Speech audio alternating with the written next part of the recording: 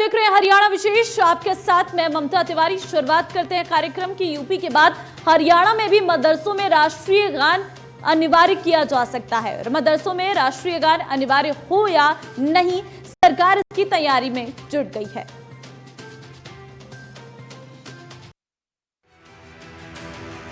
हरियाणा के मदरसों में जरूरी होगा राष्ट्रगान।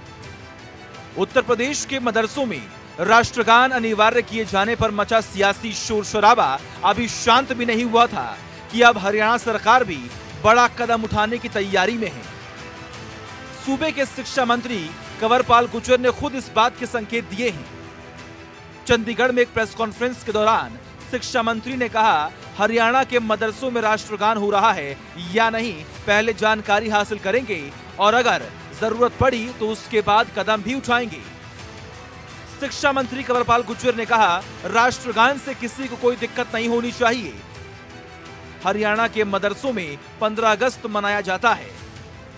कोई नेशनल एंथम पे मेरे ख्याल का कुछ ऐसा है नहीं। अगर वहां कुछ प्रकार की समस्या रही होगी तो मेरा ख्याल का यहाँ कोई इतनी समस्या है नहीं। अगर ऐसी बात होगी तो करने में कोई दिक्कत नहीं। नेशनल एंथम तो हर जगह गाया ही जाना चाहिए, उसमें क्या था, चाहे मदरसा है चाहे स्कूल है, सब जगह गाने में क्या दिक्कत। किसी को भी कोई एतराज नहीं हो सकता, सब लोग इसके पक्ष में ही है। मैं तो जहां तक मेरी जानकारी है तो हमारे यहाँ तो मदरसों में 15 अगस्त मनाया जाता है और सारी जगह कार्यक्रम होते हैं। ऐसी कोई समस्या यहाँ है नहीं। गौरतलब है कि 24 मार्च को उत्तर प्रदेश मदरसा शिक्षा परिषद की बैठक में राष्ट्रगान अनिवार्य करने का निर्णय लिया गया था। 30 मार्च से 11 मई तक मदरसों में अवकाश था। 12 मई यानी गुरुवार से आदेश लागू कर दिया गया। Bureau report, India news, Haryana.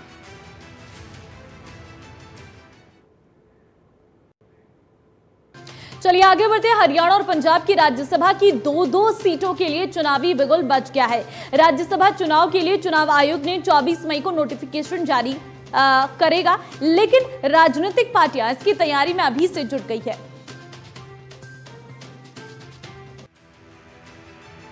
Haryana में बजा चुनावी बिगुल। हरियाणा और पंजाब में राज्यसभा की दो सीटों के लिए चुनावी बिगुल बज गया है। चुनावों के लिए 24 मई को नोटिफिकेशन जारी होगा। 31 मई तक नामांकन पत्र जमा हो सकेंगे। नामांकन पत्रों की छंटनी 1 जून को होगी और 3 जून को नामांकन पत्र वापस लिए जाएंगे। अगर जरूरत पड़ी तो 10 जून को इन सीटों के लिए वोटिंग होगी। मतदान का समय सुबह 9 बजे से शाम 4 बजे तक रहेगा। कांग्रेस कोटे से कुमारी सैलजा जाएंगी राज्यसभा। हरियाणा विधानसभा गणित के हिसाब से एक सीट भाजपा और दूसरी सीट कांग्रेस को मिलनी तय है, लेकिन सवाल यह है कि मौका किसको मिलेगा। दोनों ही दलों के कुछ नेता पहले से ही दिल्ली में गोटियां बिठाने में जुटे हुए हैं। कांग्रेस की बात करें तो कुमारी सैलजा के नाम की चर्चाएं तेज हैं। हाल ही में सैलजा को प्रदेश अध्यक्ष पद से हटाकर उनकी जगह भूपेंद्र सिंह हुड्डा के करीबी उदय भान को कमान दी गई है। सैलजा पहले राज्यसभा में थी, लेकिन उनका कार्यकाल पूरा होने के बाद उनकी जगह दीपेंद्र सिंह हुड्डा को राज्यसभा में भेजा गया। बीजेपी में राज्यसभा सीट के लिए कई दावेदार, सत्तारूढ़ भाजपा में टिकट की दौड़ में कई नाम हैं। पूर्व वित्त मंत्री कैप्टन अभिमन्यु, पूर्व शिक्षा मंत्री प्रोफेसर रामविलास शर्मा, पूर्व उद्योग मंत्री विपुल गोयल के अलावा और भी कई ऐसे सीनियर नेता हैं जो राज्यसभा जाना चाहते हैं। दूसरी ओर गठबंधन सहयोगी जजपा भी राज्यसभा के लिए दावा ठोक सकती है।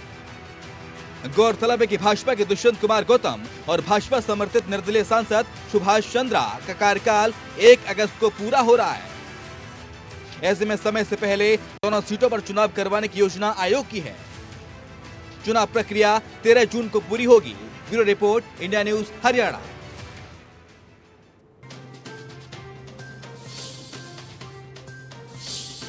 चलिए आगे बढ़ते हैं। चंडीगढ़ में हाइपर हिज पावर कमेटी की बैठक के बाद मुख्यमंत्री मनोहर लाल ने चुनाव को लेकर कहा कि वो अपनी तरफ से सभी औपचारिकताएं पूरी कर चुके हैं। अब चुनाव कराने का फैसला चुनाव आयोग का है। पंचायत चुनाव के नाते से अभी चूँकि इसी सप्ताह में अर्बन लोकल बॉडीज़ की भी कुछ चुनाव ड्यू हैं, वो भी रुके हुए हैं, वो भी फैसला होने वाला है इस अगले सप्ताह में। इसके बाद हम लोग बैठ के विचार करेंगे कि चुनाव, वैसे तो चुनाव आयोग का ही अधिकार है, उनसे बातचीत करेंगे कि कितनी तैयारी उनकी है। हमने अपनी ओर से जो पंचायती चुनाव है उसको क्लियर कर दिया है।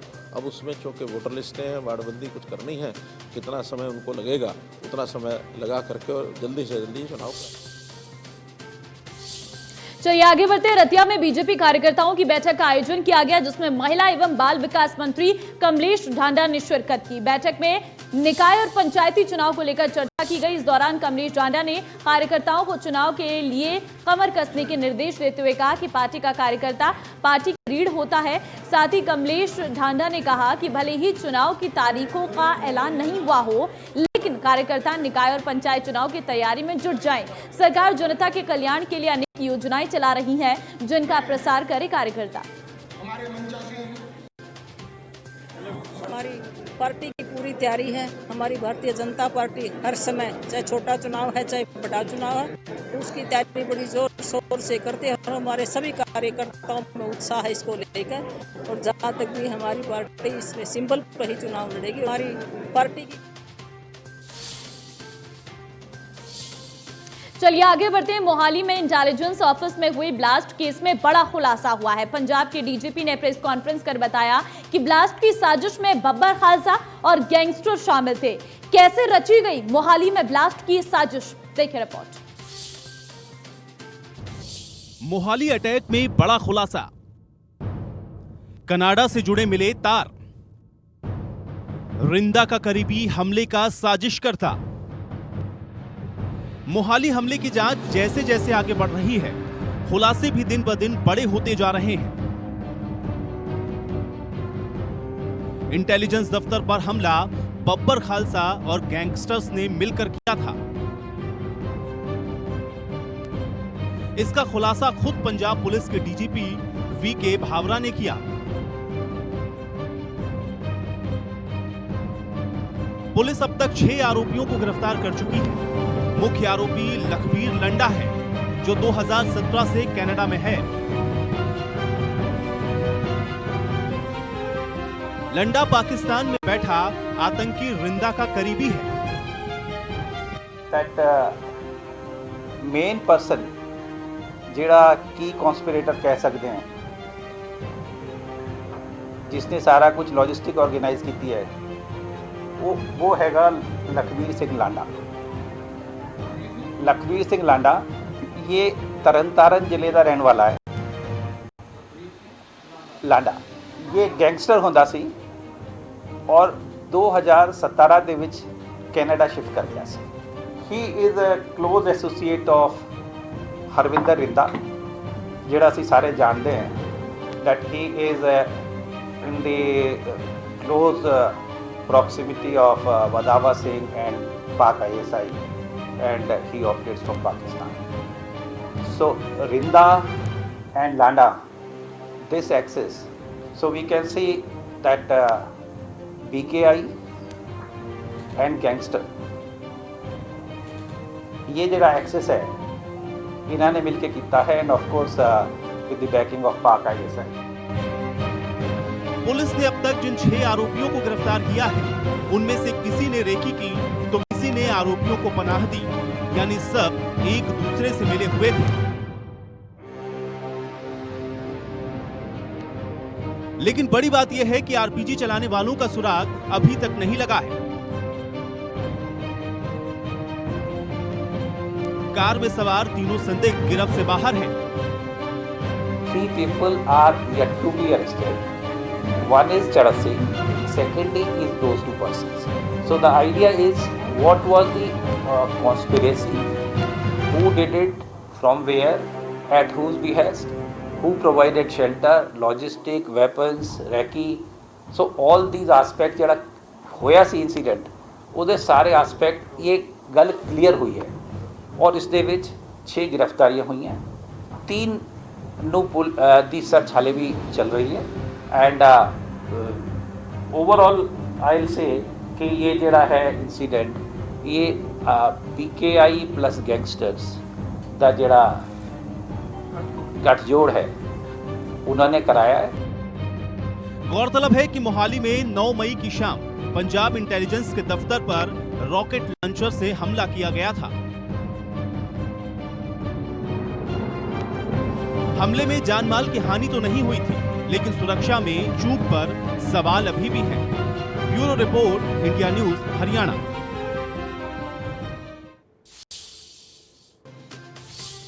चलिए आगे बढ़ते हैं। करनाल के बस्ताड़ा टोल प्लाजा पर पकड़े गए संदिग्ध आतंकी रोज नए नए खुलासे कर रहे हैं। इस बीच करनाल पुलिस को नकली आरसी मामले में बड़ी सफलता मिली है। एसपी गंगाराम पुनिया ने बताया कि बस्ताड़ा टोल प्लाजा से पकड़े गए संदिग्ध आतंकियों से 2 नकली आरसी बरामद हुई है, जिसके चलते 10 मई को मधुबन थाने में एक केस दर्ज किया गया था। इस मामले में पुलिस ने अंबाला के अहमदपुर साहा गांव के नितिन शर्मा को आरोपी बनाया है। पुलिस को नकली आरसी के मामले में कई अहम लीड मिली है, जिसके आधार पर पुलिस आरोपी नितिन शर्मा को जल्द गिरफ्तार कर सकती है। एसपी ने बताया कि आरोपी नितिन शर्मा के खिलाफ यमुनानगर और जम्मू में केस दर्ज है और आरोपी पहले भी जेल रह चुका है। तलाशी के दौरान जो 2 आरसीज बरामद हुई थी, उनकी भी जांच साथ में की जा रही थी। उन आरसीज का जो डिटेल्स थी, उनका वेरिफिकेशन करने पे ये पाया गया कि एक्चुअली में प्राइमा फेसिया फर्जी है। और साहा अम्बाला वासी नितिन शर्मा को आरोपी के तौर पे नामजद किया गया है। आरोपी के जो है गिरफ्तारी के बारे में प्रयास किए जा रहे हैं। हमारी टीम को उसके जो बारे में जहाँ पर वो छिपा हुआ है उसके बारे में महत्वपूर्ण लीड हासिल हो रखी है। हमें उम्मीद है कि जल्दी से हम उसको गिरफ्तार करेंगे। सामने आया कि यमुनानगर में एक मामला दर्ज है जिसमें वो वांछित चल रहा है, और साथ ही जम्मू कश्मीर में भी एक मुकदमा उसके खिलाफ दर्ज हुआ है जिसमें वो जेल में भी रह के आया है।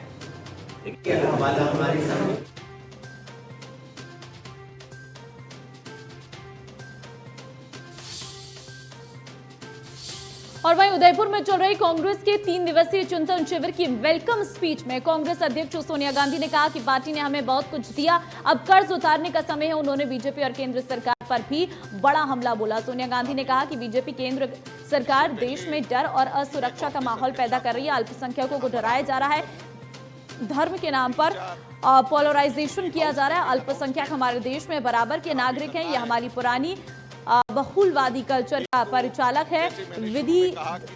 विविधता में एकता में हमारी पहचान रही है। जो कार्यक्रम भी बांटा गया है, 3 बजे यहाँ से हम लोगों के सब्जेक्ट स्पेसिफिक मीटिंग शुरू हो जाए।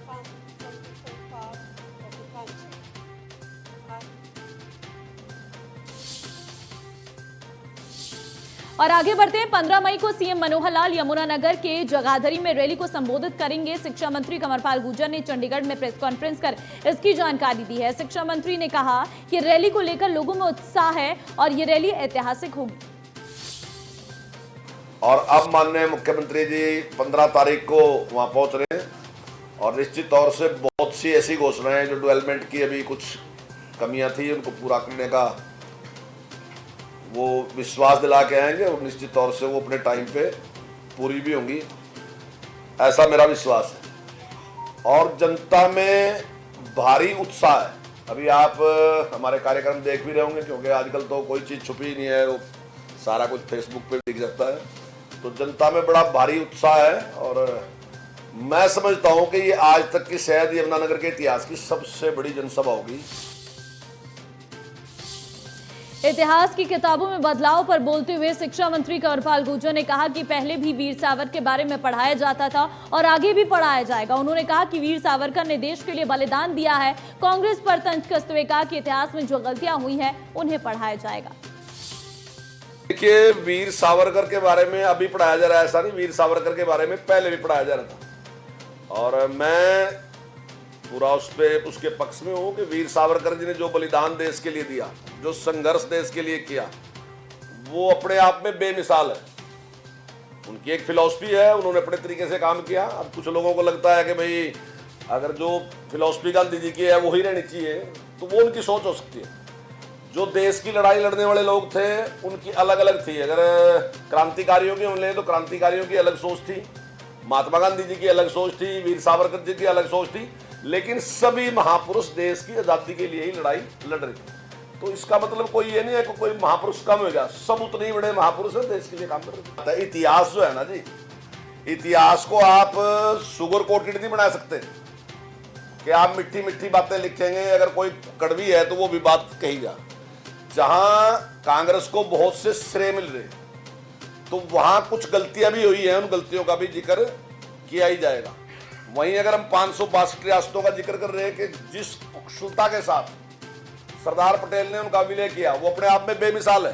तो वो भी कांग्रेस के ही नेता थे, इसी देश के उप प्रधानमंत्री थे। लेकिन अगर देश का विभाजन स्वीकार किया गया तो वो भी एक बड़ी गलती थी, तो उस पर भी जिक्र निश्चित तौर से होगा।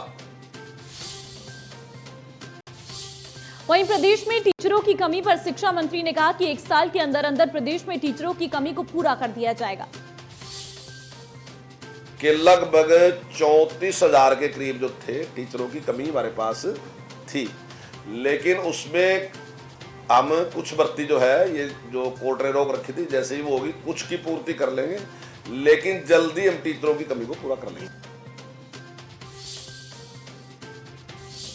चलिए आगे बढ़ते हैं। रोहतक की नेहरू कॉलोनी के रहने वाले शशि कुमार ने ठेकेदार आजाद सिंह निवासी नेहरू कॉलोनी की तरफ से सेक्टर 21, 18, 18A, सेक्टर 5 और 6 में किए गए पानी के पाइपलाइन के कार्यों में गड़बड़ी और लाखों रुपए की धांधली हरियाणा शहरी विकास प्राधिकरण रोहतक की तरफ से पकड़े जाने पर भी ठेकेदार के खिलाफ कोई उचित कार्रवाई न करने की शिकायत दी थी। अधिकारियों में जांच की तो रिपोर्ट भी आला अधिकारियों को भेज दी गई थी, लेकिन ठेकेदार के खिलाफ कार्रवाई न होने पर अनिल विज खफा हो गए। उन्होंने डीसी रोहतक को 1 सप्ताह में इस पूरे मामले की जांच कराने के आदेश दिए और साथ ही हुड्डा विभाग ने 10 कर्मचारियों और अधिकारियों को सस्पेंड करने का आदेश सुना दिया।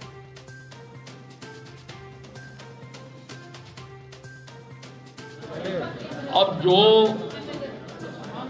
पाइपलाइन डाली गई थी उसमें जिन जिन कर्मचारियों के नाम थे उनको सस्पेंड किया है। नहीं, उसका तो अभी एफआईआर दर्ज करने का मैंने ऑर्डर कर दिया। मैंने एफआईआर दर्ज करने का ऑर्डर कर दिया, अभी पड़ी नहीं है काफी, आपको एफआईआर दर्ज होगी। अरे आपको तो पोर्टल पे आ जाती है, आपको पता है, अभी आ जाएगी सर। चलिए आगे बढ़ते हैं। पलवल के होडल में केंद्रीय राज्य मंत्री कृष्णपाल गुर्जर ने नेशनल हाईवे 19 पर बनने वाले अंडरपास और फ्लाईओवर का निरीक्षण किया। इस दौरान उनके साथ सड़क एवं परिवहन मंत्री नितिन गडकरी भी मौजूद रहे। वहीं इस दौरान कृष्णपाल गुर्जर ने बदरपुर बॉर्डर से पलवल और होडल के साथ साथ हरियाणा यूपी कॉमन बॉर्डर तक निरीक्षण किया। इस दौरान कृष्णपाल गुर्जर ने कहा कि जो इस हाईवे पर पहले के फ्लाईओवर बने थे उनमें कुछ कमी रह गई थी, वहीं गांव 2 हिस्सों में बंट गए थे और कई स्कूल गांव की दूसरी तरफ रह गए थे। अब की बार उन कमियों को दूर किया जाए।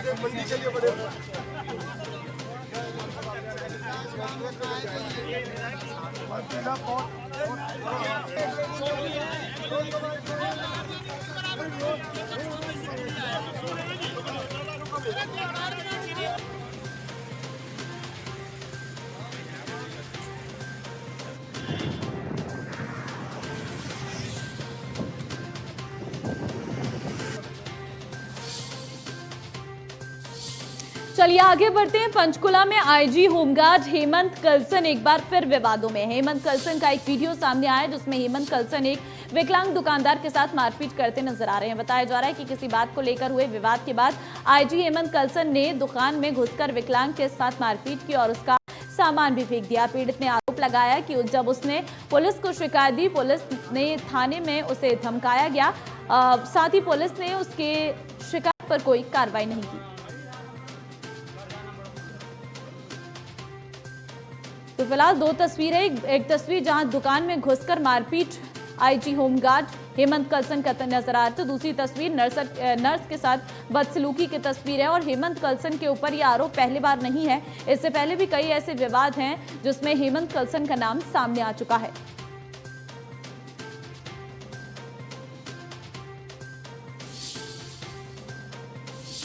चलिए आगे बढ़ते हैं। अंबाला शहर के सुषमा स्वराज बस स्टैंड पर पुरानी रंजिश के चलते गुंडागर्दी की तस्वीर सामने आई है। वीडियो में कुछ युवक एक युवक पर हमला कर रही हैं। बताया जा रहा है कि युवक ITI के पूर्व छात्र हैं जो रंजिश के चलते सुषमा स्वराज बस स्टैंड पर सरेआम एक युवक को चाकू से गोद रही हैं। इतना ही नहीं, कुछ युवक ईंट से भी वार कर रही हैं। सोशल मीडिया पर घटना का वीडियो वायरल हो रहा है। इस मामले में पुलिस ने 2 आरोपियों को गिरफ्तार भी किया है। 4 बजे हमें सूचना मिली कि अम्बाला सिटी बस स्टैंड पे झगड़ा हो गया है, तो हमारी डायल 112 ने सूचना दी है और जो इंजर्ड था इसमें, जो लड़ाई झगड़े में वो सिविल अस्पताल में जा चुका था, तो हम तुरंत सिविल अस्पताल में गए। सिविल अस्पताल में वहाँ हर्ष लड़का है बुलाने का, जो इन्होंने करीब 5-6 लड़के थे, चाकू से और ईंटों से मारपीट करी उसके साथ, जिसमें से हमने 2 लड़कों को अरेस्ट कर लिया है और आज हम इसको कोर्ट में पेश करेंगे। इनको पुलिस रिमांड पे लेंगे। हमने रिकवरियाँ करनी है इनसे, चाकू वगैरह में अभी बरामद नहीं हुआ, तो इसको आज पेश करेंगे कोर्ट में।